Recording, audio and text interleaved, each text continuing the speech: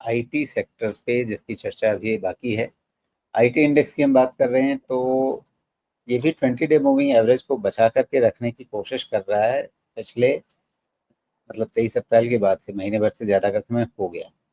और अब जीडीपी के आंकड़ों से क्या आईटी सेक्टर जो है उसको कोई मतलब बाकी सारा बाजार चल रहा है इसलिए ये भी चलेगा, या मतलब लोग ये सोचेंगे कि नहीं अब यहाँ पे क्यों ध्यान दें, अपनी डोमेस्टिक इकोनॉमी पे फोकस करते हैं तो फिर पैसा यहाँ से खिसकेगा डोमेस्टिक इकोनॉमी वाले सेक्टर्स की तरफ।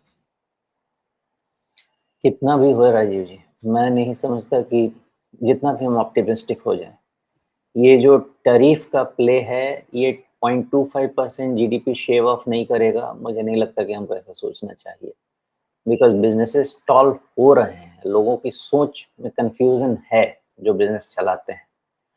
तो भले ही यहाँ से एक बार के लिए बन जाए नैरेटिव कि हमने बहुत ज़्यादा जीडीपी को बीट कर दिया है, अभी हम यहाँ से 7% के ऊपर के, क्योंकि इकोनॉमिस्ट क्या हैं, इकोनॉमिस्ट एज इज डेटा पे काम करते हैं, हमको टू बी डेटा पे काम करना पड़ता है, दोनों में फ़र्क ये है।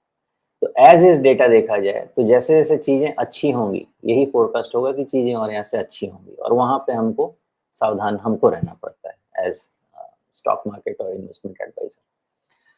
तो आईटी कैसे लेगा इस चीज़ को?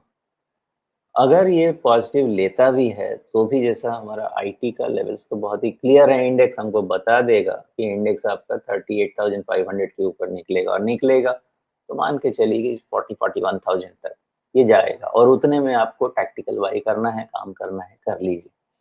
बिकॉज़ फंडामेंटल ट्रिगर मुझे नहीं लगता कि हमारे आईटी सर्विसेज़ कंपनी के लिए आने चाहिए, बिकॉज़ हम प्रोडक्ट कंपनी नहीं है, हमारे पास एक भी प्रोडक्ट नहीं है।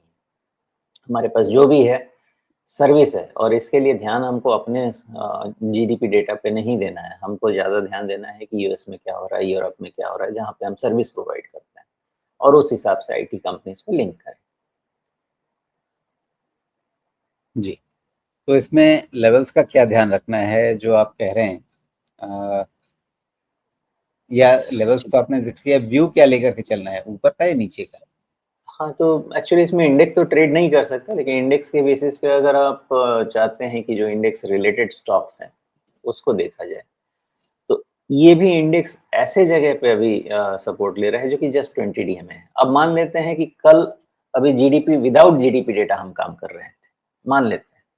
अगर विदाउट जीडीपी डेटा में काम कर रहा होता तो मैं 36,000 के पहले अपने रिस्क को मैनेज करने की जरूरत नहीं समझता। लेकिन अब हम with very good GDP data काम कर रहे हैं, with very good GDP data हम काम कर रहे हैं, मतलब अब 20 डीएमए के नीचे इसको क्लोज नहीं होना चाहिए, तभी हम इसका इस इंडेक्स का रिफ्लेक्शन इन जो हम मान सकते हैं कि कॉमेंसरेट विथ हमारा जीडीपी डेटा है।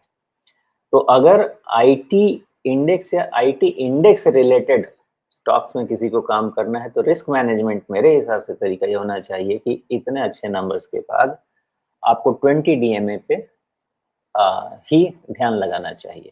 1 मिनट और भी समझा देता हूँ कि अगर अच्छा जीडीपी डेटा नहीं होता, तो एक और चीज़ इसमें बन रही थी। अगर थोड़ा-सा इस चार्ट को ध्यान से देखें ना, right hand of the chart को, तो इसमें एक downward sloping trend line because of the lower high बिल्कुल क्लियर है। तो ये भी एक बताता है कि यहाँ से थोड़ा और करेक्शन होने के चांसेस रह सकते थे, अगर हमारे पास कुछ अच्छा सोचने को नहीं होता था। तो ये भी एक मन में हिच क्रिएट करेगा कि जब इतना आ गया है, तो अगर थोड़ा नीचे मिले तो सेफ्टी है, या ब्रेकआउट हो जाए तब तो क्लियर कट ब्रेकआउट हो ही जाता है। आप तो इसकी बात कर रहे हैं क्या? जी, जी। तो अगर विजुअल एनालिसिस उसकी की जाए, तो विजुअल तो जी। दिखेगा ही कि लोअर हाई का ये कंस्ट्रक्ट है। लोअर लो नहीं है हमारे पास, लेकिन अगर बिल्कुल। लोअर हाई है, तो एक तो हमारे में क्लियर है ना कि लोअर हाई है, तो हम आगे कैसे बढ़ेंगे पॉजिटिव होने पे? जी, नहीं तो इसमें अब संभावना क्या है कि अब इस ट्रेंड लाइन को अगर हम लेकर के चलें, तो इस ट्रेंड लाइन को पार कर जाएंगे, नया कोई लेवल मिलेगा जो 38,400 वगैरह के ऊपर होगा? अगर ये होना है तो अगले 2 दिन में हो जाएगा मैक्सिमम।